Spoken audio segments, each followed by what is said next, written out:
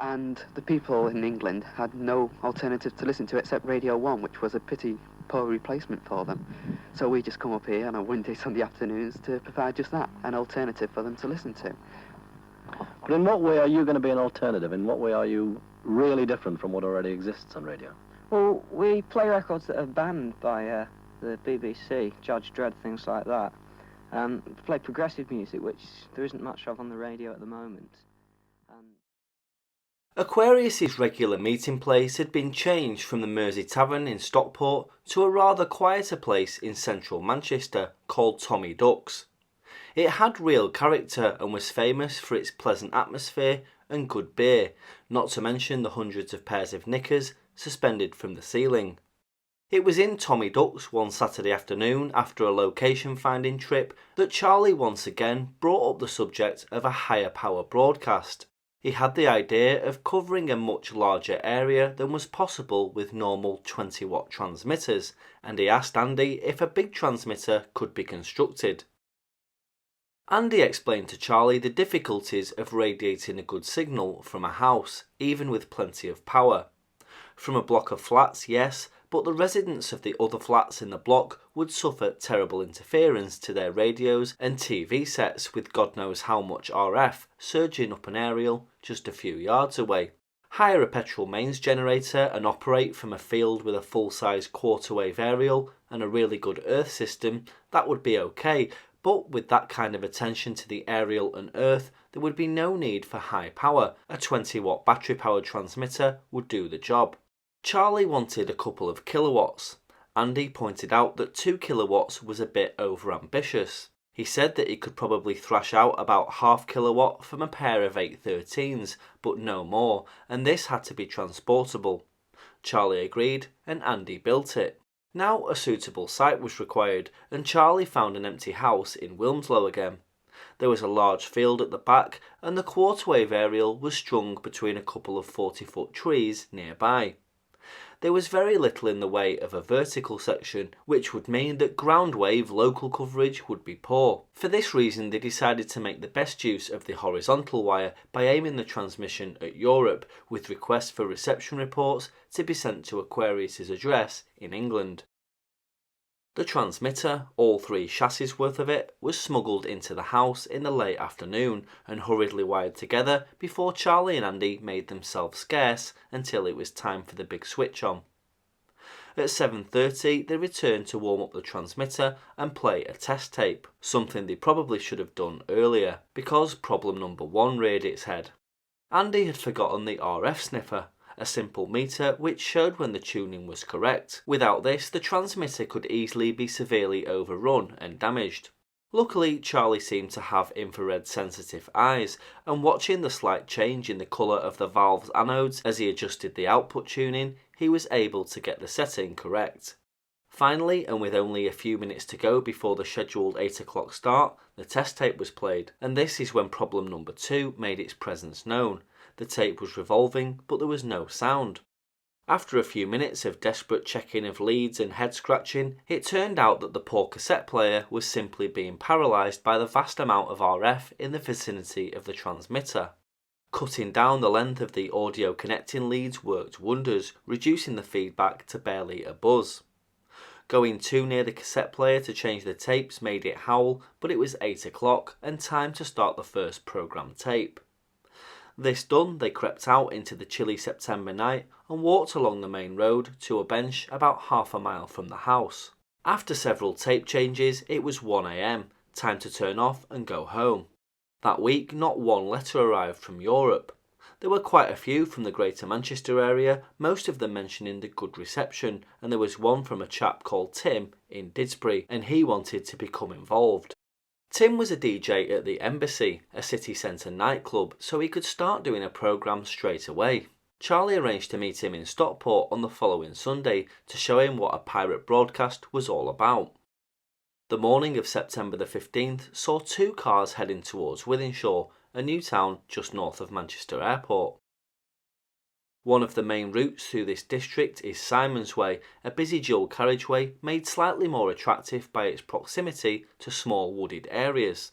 One of these is Hatchett's Wood, and it was here that the cars were parked while the equipment was unloaded and set up.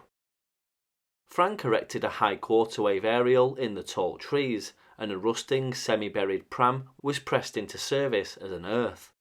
Frank, Andy and Charlie then headed off to park by a phone box to await listeners' reception reports and dedications, while Bob and Tim stayed on to operate the station. Both cars were equipped with radio sets on which to eavesdrop on Gordon's radio channel. With these safeguards in place, there was no way that the post office could approach unnoticed. Aquarius hit the airwaves on time at 11 o'clock, and Charlie made a few phone calls to check reception. All was well, the reports indicating that the signal was good over most of Greater Manchester. Then, Frank said he could hear murmurings on his radio. He turned the volume up just in time to hear, loud and clear, Gordon's voice say, "That's it, let's move in," and bump them off.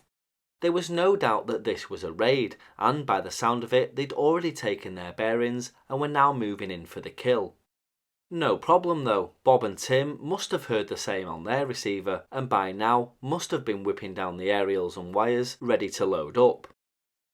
However, nothing happened. They mustn't have heard. There was only one thing to do: drive to the site and tell them to get out of there. As Hatchett's Wood came into view, Frank slowed the car, and Andy hung out of the window, screaming and yelling at a somewhat surprised Bob and Tim, who seemed unaware of the approaching danger. Then they sped off along Simon's Way, confident that disaster had been averted, but coming in from the other direction was Gordon, who spotted Frank's car straight away and picked up his microphone. He said, "I've just spotted Frank and co leaving the scene. I'm turning to follow." At the first opportunity, Frank turned off the main road and into a small network of side streets. There, the car was abandoned and they lost themselves in a nearby wood, wondering if Bob and Tim had got away in time. Having heard the yells of the guys in the speeding car, Bob and Tim decided to terminate the transmissions of Radio Aquarius for that Sunday. They managed to pile most of the broadcasting gear into the boot of Tim's sports car and they sped off.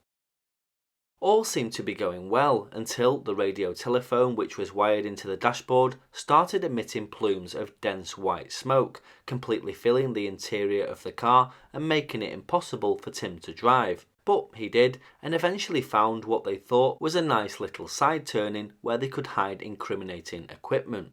The side road turned out to be the entrance to Hild Green railway station, a blind alley. Whilst attempting to exit, they spotted a blue car on the main road, trying to block their path. They weren't aware of it then, but this was one of the budget rent-a-car vehicles the post office used for the pursuit of unlicensed stations. Another car now moved into position at the road junction, and out stepped Gordon, complete with a clipboard containing summonses for a couple of previous broadcasting offences they'd committed.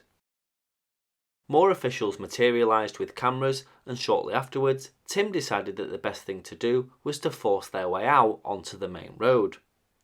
They accelerated towards the roadblock and almost succeeded in knocking one of their vehicles across the main road. It was then that a police car had arrived on scene, and they reluctantly reversed back to the station. Having confiscated all of their broadcasting equipment and taken their names and addresses several times, the police and Gordon's merry men arranged a booking for the Aquarius Roadshow at the local magistrates' court. This was yet another summons for Bob and one for Tim as well, but the broadcast continued. The episode at Hild Green had been a severe blow to the Aquarius crew. It seemed that whatever they did, the post office were always there, ready to pounce and confiscate another set of transmitting equipment. There was also an incident at the Albion Street mailing address too. One day Gordon turned up, asking awkward questions to the manager of the office. He had A4 size photographs of Charlie and Bob and began asking if they ever came to the office to collect mail. He was especially interested in Charlie, but luckily the man in the office had his wits about him and denied all knowledge. Gordon got nowhere with his inquiries, but a few days later, all mail to that address stopped. Transmissions carried on as usual, and the rest of the year saw regular Sunday broadcasts as if nothing had happened. A couple of transmissions came from the fields off Mill Lane in Cheadle, Hume's neighbour in Cheshire. Whilst making an inspection of the site, Bob and Charlie came across a curious building with a roof-mounted radio aerial. The building wasn't very big, but it was eventually discovered that there was a good deal more underground. It was an RSG, a regional seat of government, and contained living quarters, storage space, weapons and radio communications facilities. These bunkers were built in the 50s and 60s for the sole purpose of housing government officials, civil dignitaries and so-called important people in the event of a nuclear war. The idea behind this was that the occupants of an RSG would be able to emerge unscathed and carry on being important. The first broadcast from this particular top-secret site was very successful, the signal radiating well from the high quarter-wave aerial in the trees. In fact, this location gave Pars Wood a run for its money in terms of signal strength, and because of this, a return was planned for the following Sunday. And if you're still following the story, then join me tomorrow night for the 6th and final chapter, where we see the end of Radio Aquarius.